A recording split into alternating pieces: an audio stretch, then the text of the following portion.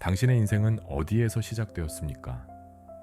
당신의 계획이나 노력이 아닌 당신 존재의 진짜 시작점 말입니다. 우리가 길을 잃고 불안에 떠는 이유는 단 하나, 스스로를 삶의 창조주라 착각하기 때문입니다. 이 치명적인 착각에서 벗어나기 위해 당신이 반드시 붙잡아야 할 세 가지 진실이 있습니다. 첫째, 당신의 시작은 당신이 아니라 하나님입니다. 태초에 아무것도 없던 완전한 공허 속에서 오직 말씀으로 모든 것이 시작되었습니다. 당신은 창조자가 아니라 그 말씀으로 지음받은 존재입니다. 이 진실을 인정할 때 비로소 당신은 진짜 반석 위에 서게 됩니다. 당신의 구원과 영광, 힘과 피난처는 당신 안이 아닌 오직 당신의 시작점이 되시는 하나님께 있다는 시편 62편 7절의 고백처럼 말입니다. 둘째, 십자가는 당신을 위한 하나님의 새로운 시작점입니다. 당신이 만든 길의 끝이 낭떠러지였을 때 하나님은 친히 당신의 실패 속으로 들어오셨습니다. 십자가는 당신의 헛된 시작을 끝내고 하나님 안에서 완전히 새로운 인생을 시작하도록 주어진 유일한 기회입니다. 그 보혈이 당신의 모든 실패를 덮을 때 비로소 당신의 영적 귀가 열리고 당신을 향한 하나님의 진짜 계획이 들리기 시작합니다. 셋째, 당신의 믿음은 반드시 경험을 통해 완성됩니다. 머리로만 아는 하나님은 당신을 두려움에서 건져주지 못합니다. 처음에는 작은 시련에도 세상이 무너지는 것 같지만 하나님을 피난처로 삼는 경험이 반복될수록 당신은 더는 크게 흔들리지 않게 됩니다. 당신에게 닥친 시련은 당신을 무너뜨리기 위함이 아니라 당신이 얼마나 단단한 반석 위에 서 있는지를 증명할 하나님의 기회입니다. 그러니 이제 선택하십시오. 스스로 창조주가 되려는 피곤한 삶을 멈추고 당신의 시작점이 되시는 하나님께로 돌아가십시오. 당신이 끝이라고 생각하는 절망의 지점이 바로 하나님께서 모든 것을 새롭게 시작하시는 위대한 출발선입니다.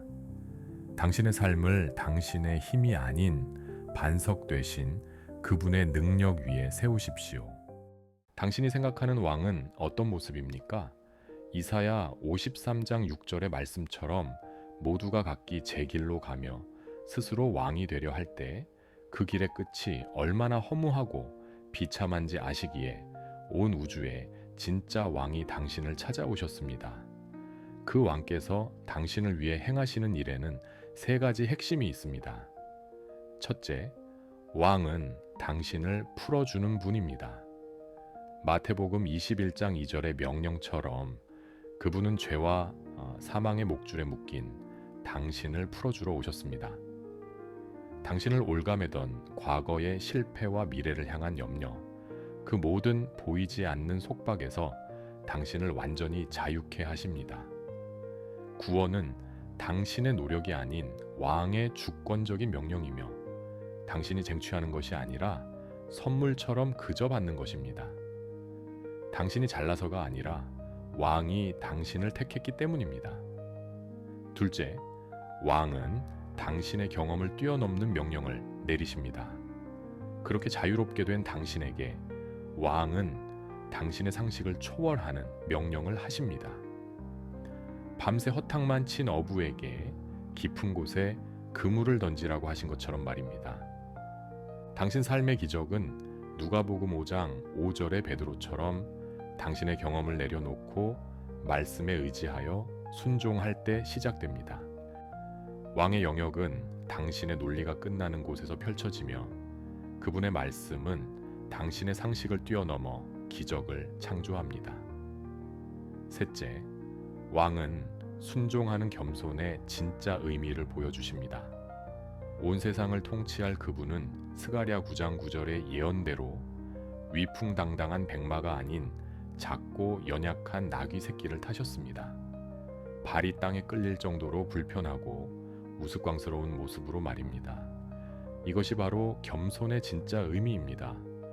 겸손은 나를 낮추는 태도가 아니라 하나님의 말씀에 절대적으로 순종하는 강인한 결단입니다.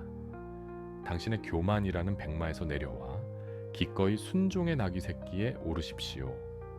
잠언 22 장사절의 약속처럼 당신은 그 순종의 끝에서 여호와 경외함의 보상인 재물과 영광 그리고 생명을 얻게 될 것입니다.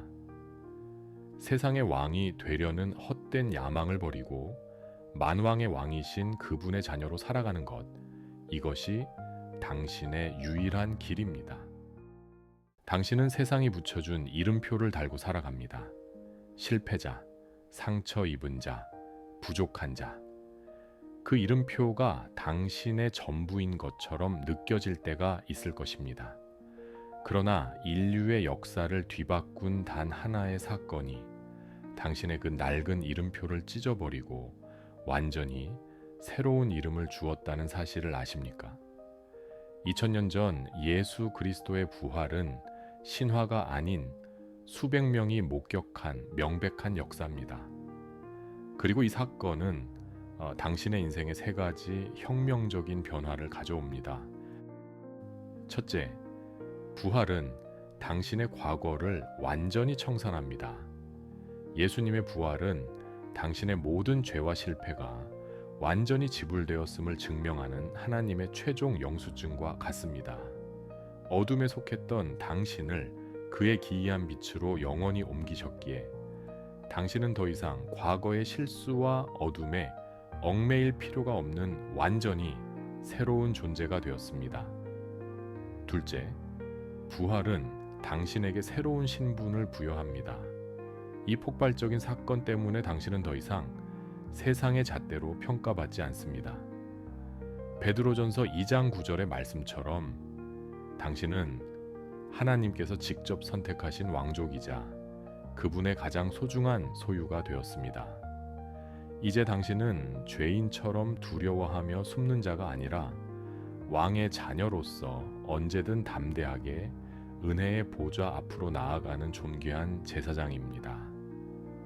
셋째, 부활은 당신에게 다시 일어설 능력을 줍니다. 초대교회 성도들이 목숨을 위협하는 핍박을 견뎌낸 힘은 바로 부활의 능력이었습니다. 부활은 다시 강력한 힘으로 일어서다 라는 뜻입니다. 좌절감에 무너지고 모든 것을 포기하고 싶은 바로 그 순간 이 능력이 당신을 붙듭니다. 당신 안의 부활의 능력은 당신이 넘어진 그 자리에서 이전보다 더욱 강하게 다시 일어서게 할 것입니다. 이제 선택하십시오. 어둠 속에 있던 과거의 정체성에 갇혀 사시겠습니까? 아니면 당신을 왕 같은 제사장으로 부르신 그 부활의 능력으로 오늘을 살아가시겠습니까? 당신의 진짜 이야기는 무덤에서 끝나지 않고 빈 무덤에서 영원한 소망으로 다시 시작됩니다. 왜 원하는 것을 일생 추구했음에도 마음은 여전히 공허하고 허전할까요? 당신이 최고의 자리에 올랐다 해도 채워지지 않는 갈증의 정체는 무엇일까요? 당신이 겪는 모든 환난과 고통 속에서도 넉넉히 이기는 삶의 비밀이 성경 안에 숨겨져 있습니다.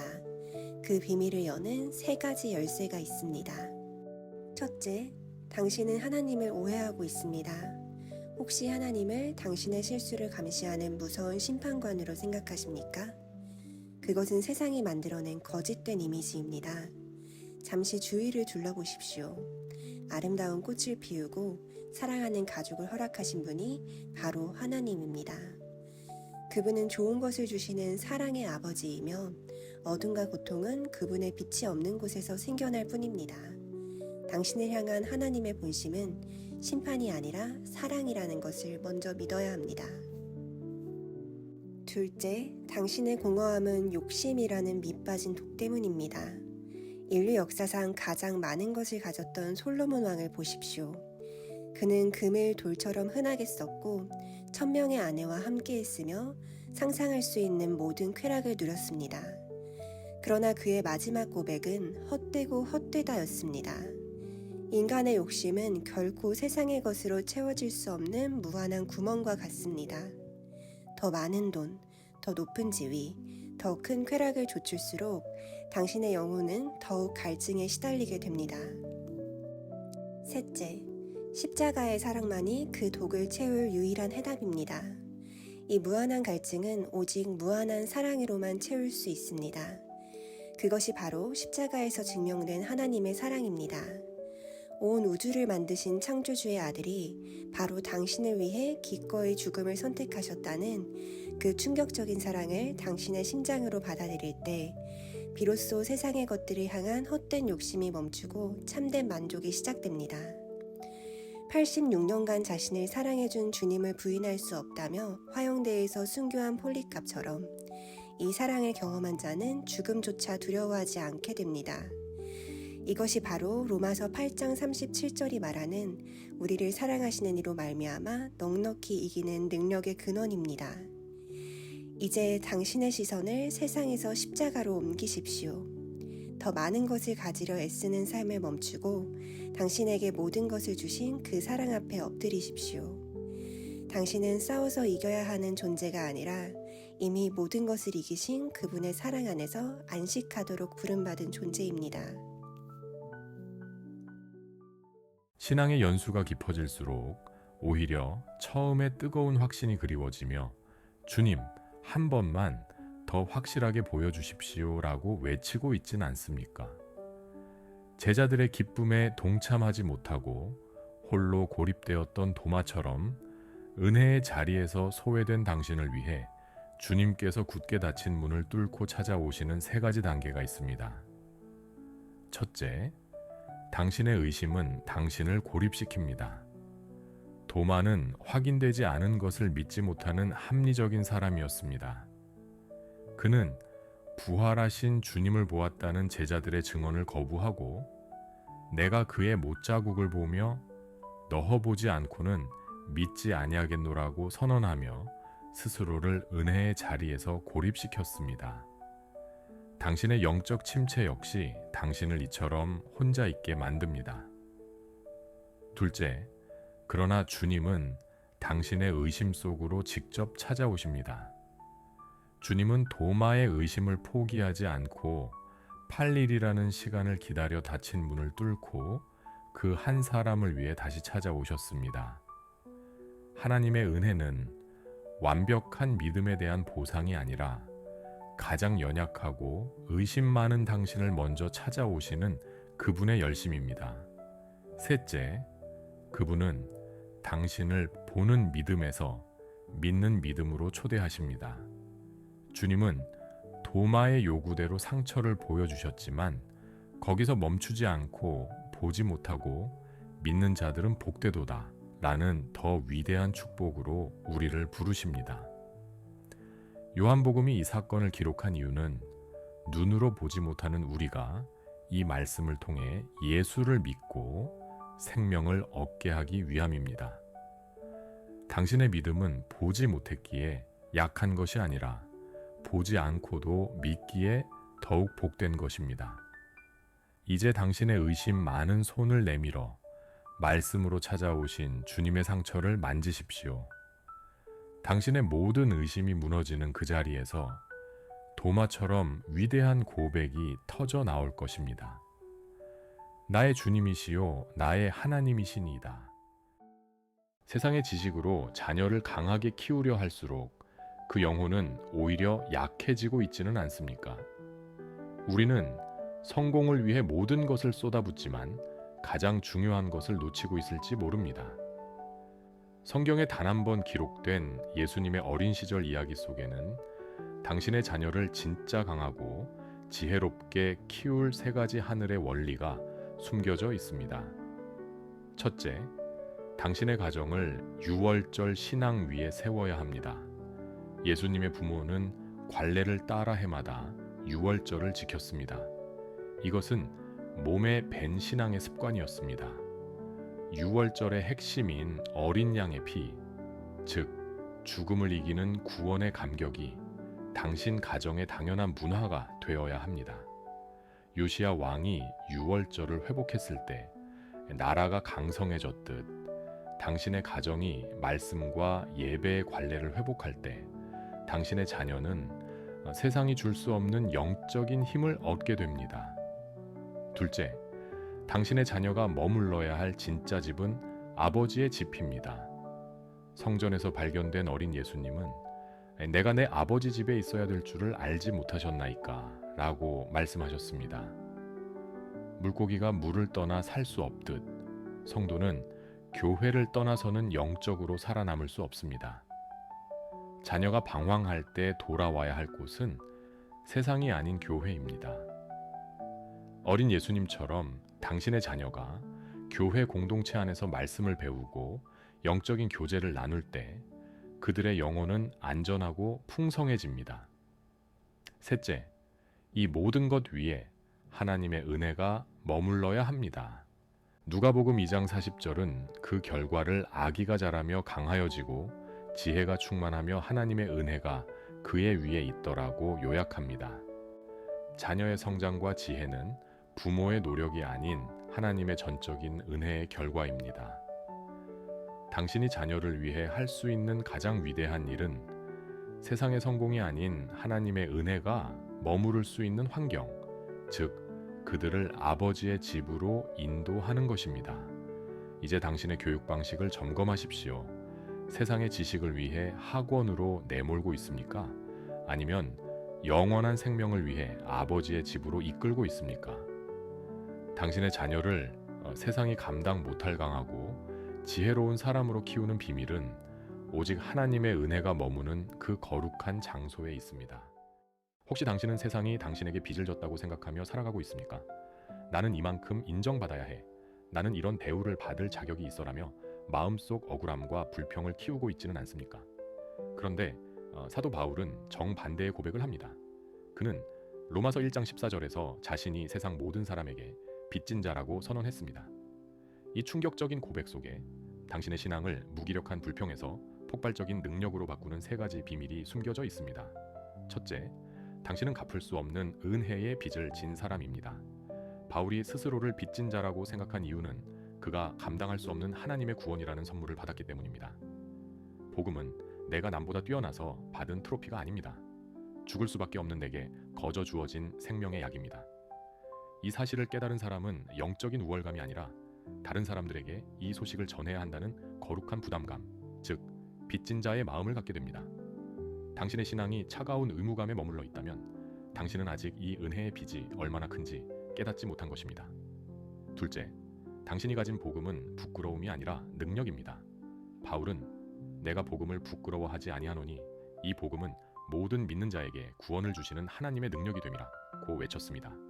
빚진 자의 마음은 우리를 위축시키는 것이 아니라 오히려 담대하게 만듭니다.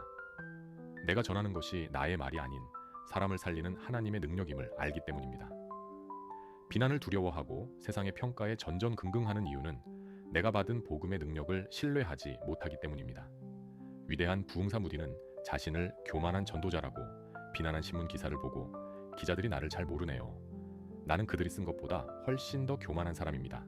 라고 웃으며 답했습니다. 그는 자신의 평판을 지키는데 관심이 없었습니다. 오직 자신을 구원한 복음의 능력만을 신뢰했기 때문입니다. 셋째, 당신의 삶은 믿음으로 살아내는 것입니다. 오직 의인은 믿음으로 말미암아 살리라.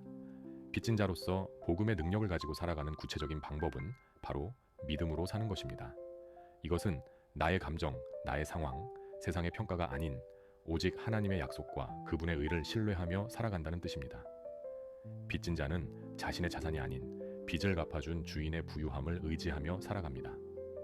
당신의 모든 필요와 구원이 당신의 노력이 아닌 오직 하나님께로부터 온다는 것을 믿을 때 당신은 비로소 세상이 줄 수 없는 자유와 능력을 경험하게 됩니다. 이제 당신의 마음을 점검하십시오. 당신은 오늘도 세상에게 더 많은 것을 요구하는 억울한 채권자로 살아가고 있습니까? 아니면 당신이 받은 그 놀라운 은혜의 빚을 세상에 갚기 위해 살아가는 기쁨에 찬 채무자로 살아가고 있습니까? 당신의 관점이 바뀌는 그 순간 무기력했던 당신의 신앙은 세상을 구원하는 하나님의 능력이 될 것입니다.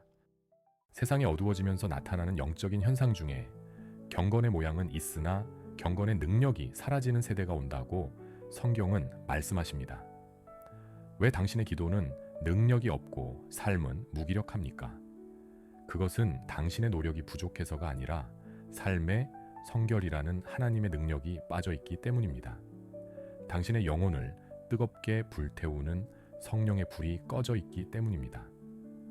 성경이 말하는 성결의 능력에는 세 가지 비밀이 있습니다.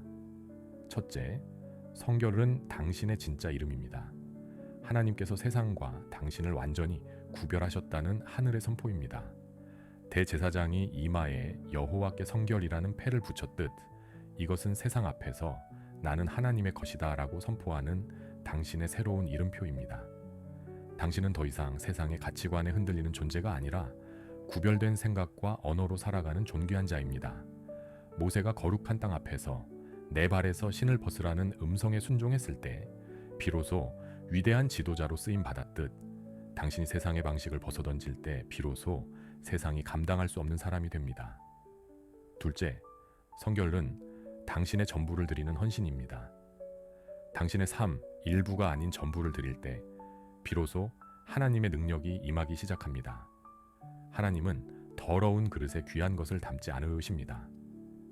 당신의 삶이 세상의 욕심과 나누어진 마음으로 가득 차 있다면 성령의 능력이 머물 공간이 없습니다. 로마서 12장 1절의 말씀처럼 당신의 시간, 재능, 관계, 소유까지 삶의 모든 영역을 하나님이 기뻐하시는 거룩한 산 제물로 드릴 때 비로소 당신은 능력의 통로가 됩니다. 부분적인 헌신은 부분적인 능력만을 가져올 뿐입니다. 셋째, 성결은 세상을 변화시키는 능력입니다. 당신의 거룩함은 주변의 어둠을 몰아내고 생명을 살리는 강력한 힘이 됩니다. 예수님께서 문둥병자에게 손을 대셨을 때 더러움이 옮은 것이 아니라 거룩함이 전이 되어 그를 깨끗하게 한 것처럼 말입니다.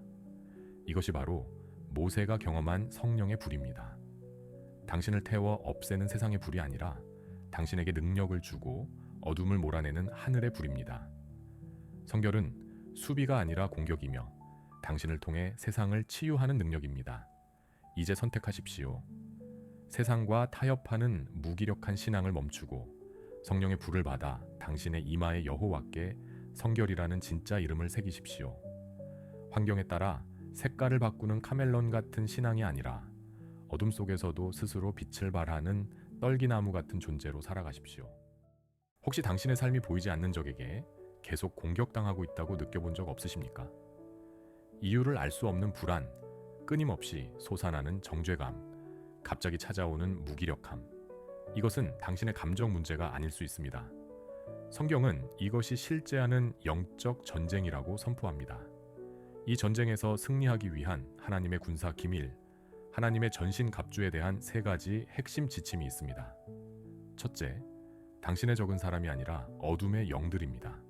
우리는 종종 나를 힘들게 하는 사람이나 어려운 환경을 원망하지만 에베소서 6장 12절은 우리의 진짜 싸움이 혈과 육을 상대하는 것이 아니요 통치자들과 권세들과 이 어둠의 세상 주관자들과 하늘에 있는 악의 영들을 상대함이라고 분명히 말합니다. 당신을 무너뜨리려는 사탄의 불화살은 바로 이 영적 존재들로부터 날아옵니다. 승리의 첫걸음은 당신의 진짜 적이 누구인지 명확히 인식하는 것에서 시작됩니다. 둘째, 당신의 무기는 방어가 중심입니다. 하나님이 주신 6가지 무기 중 5가지는 방어용입니다. 이것은 영적 전쟁의 핵심이 공격이 아니라 굳건히 서는 것에 있음을 보여줍니다. 진리의 허리띠는 당신의 정체성을 붙들어주고 의의 호심경은 정죄감으로부터 당신의 마음을 지킵니다. 평안의 복음의 신은 당신이 세상 속에서 미끄러지지 않게 하며 구원의 투구는 절망적인 생각으로부터 당신의 머리를 보호합니다.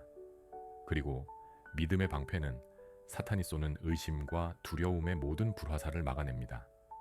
당신의 임무는 이기는 것이 아니라 이미 이기신 주님 안에서 굳건히 서서 자리를 지키는 것입니다. 셋째, 당신의 유일한 공격 무기는 하나님의 말씀입니다. 방어만으로는 전쟁을 끝낼 수 없습니다. 우리에게 주어진 유일한 공격 무기는 바로 성령의 검, 곧 하나님의 말씀입니다. 마귀는 당신의 감정이나 결심을 두려워하지 않습니다. 마귀는 오직 기록된 하나님의 말씀 앞에서만 물러갑니다. 당신을 향해 너는 실패자야 라는 불화살이 날아올 때 나는 그리스도 안에서 새로운 피조물이라는 말씀의 검으로 맞서 싸워야 합니다. 당신의 입에서 선포되는 하나님의 말씀이 어둠을 가르는 가장 강력한 무기입니다. 오늘 당신을 공격하는 불화살은 무엇입니까? 의심입니까? 정죄감입니까? 두려움입니까? 그 화살을 당신의 힘으로 막아내려 하지 마십시오. 지금 바로 주님의 이름을 부르십시오. 당신이 그 이름을 부르는 순간 하나님의 전신갑주가 당신을 완벽하게 무장시킬 것이며 당신은 패배자가 아닌 승리자로 그 자리에 서게 될 것입니다. 혹시 당신의 입에서 나오는 말이 점점 더 날카로워지고 있지는 않습니까? 세상을 향한 비난, 주변을 향한 원망, 스스로를 향한 자책, 어느새 당신의 언어가 당신의 삶을 지배하고 있지는 않습니까? 요한일서 5장 4절은 당신이 세상을 이기는 자로 태어났다고 선포하는데 왜 당신의 언어는 패배자의 언어에 머물러 있을까요? 당신 안에 잠자고 있는 이 승리의 DNA를 깨우는 3가지 비밀이 있습니다. 첫째, 당신의 언어를 바꾸십시오. 하나님께로부터 난 사람은 다른 언어를 사용합니다. 세상은 비난과 경멸, 담을 쌓는 언어를 사용하지만 하나님께 속한 사람은 격려와 경청, 다가가는 언어를 사용합니다. 버림받은 거지 장님이었던 바디메어를 보십시오. 모두가 그를 무시하고 잠잠하라 외쳤지만 그는 다윗의 자손 예수여 라고 믿음의 언어를 외쳤고 그 외침은 예수님의 발걸음을 멈추게 했습니다. 당신이 절망 속에서 믿음의 언어를 선포할 때 하나님은 당신의 인생에 개입하기 시작하십니다. 둘째, 당신의 관점을 바꾸십시오.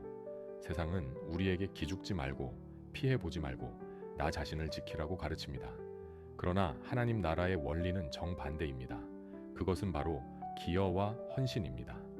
예수님께서 자신의 모든 것을 내어주는 헌신으로 세상을 구원하셨듯 하나님께로부터 난 사람은 무엇을 얻을까가 아닌 무엇을 드릴까를 먼저 생각합니다. 당신의 삶의 관점이 이기적인 생존에서 이타적인 헌신으로 바뀔 때 당신은 세상을 다스리는 하늘의 권위를 경험하게 될 것입니다. 셋째, 당신의 무기를 바꾸십시오. 세상을 이기는 승리는 이것이니 우리의 믿음이니라. 세상은 돈과 힘, 전략으로 싸우지만 우리의 유일하고 가장 강력한 무기는 믿음입니다. 거대한 연합군이 쳐들어왔을 때 여호사밧 왕은 군대 대신 찬양대를 맨 앞에 세웠습니다. 그의 상식 밖의 믿음은 하나님의 개입을 이끌어냈고 전쟁은 칼 한 번 쓰지 않고 승리로 끝났습니다. 당신의 가장 큰 문제 앞에서 인간적인 방법으로 싸우기를 멈추고 믿음으로 하나님을 찬양하기 시작할 때 전쟁의 주도권은 당신에게서 하나님께로 넘어갑니다. 세상을 이기는 승리는 당신의 능력에 달려있지 않습니다. 그것은 당신이 하나님께로부터 난 자라는 정체성에 달려 있습니다. 이제 불평의 언어를 멈추고 믿음의 언어를 선포하십시오. 생존을 위한 몸부림을 멈추고 세상을 향한 헌신을 시작하십시오. 당신의 힘으로 싸우려 하지 말고 믿음이라는 절대 무기를 사용하십시오. 당신은 패배하도록 태어난 존재가 아니라 세상을 넉넉히 이기도록 태어난 하나님의 자녀입니다. 오늘 영상이 은혜가 되셨다면 좋아요와 구독 부탁드립니다.